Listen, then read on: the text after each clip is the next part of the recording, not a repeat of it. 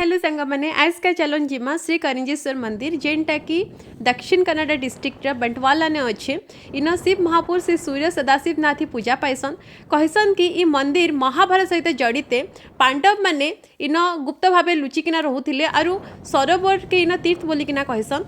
तो पुराण हिसाब से भीम तांकर गदाने गदा तीर्थ आंठुने अंगुष्ठा तीर्थ आरु बुढ़ा आंठी ने जानू तीर्थ बनईछन।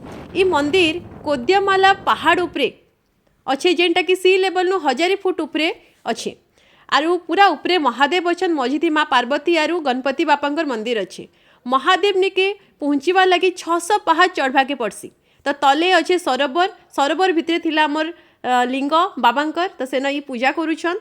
पूजा करी सारला परे आमे बाहरलु बाबा के भेटवार लगी। तो पहला गणपति बाबा के से मुड़िया मारले तांकर आशीर्वाद नहीं बाहरलु। पहला तो लगला कि एते सारा पहाड़ चढ़ी नहीं पारे बट भगवान को एतकी चमत्कार कि एते सुंदर तांकर आशीर्वाद थिला आमे भगवान के पहुँची गलु। भगवान को निके गला बेले भ्यू एतकी सुंदर लगला बहुत ही खुशी लगला मन पूरा आत्मतृप्ति हो गला। फाइनाली आमे पहुँची गलु बाबा निके देखला बेले केतने केते माकड़ तांकर माड़े खेलुथिले।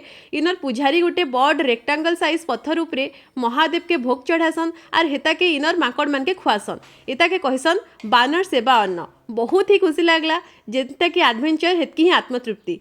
महादेव सबके भले रखन एटा ही मोर गुहारी। Please like and subscribe.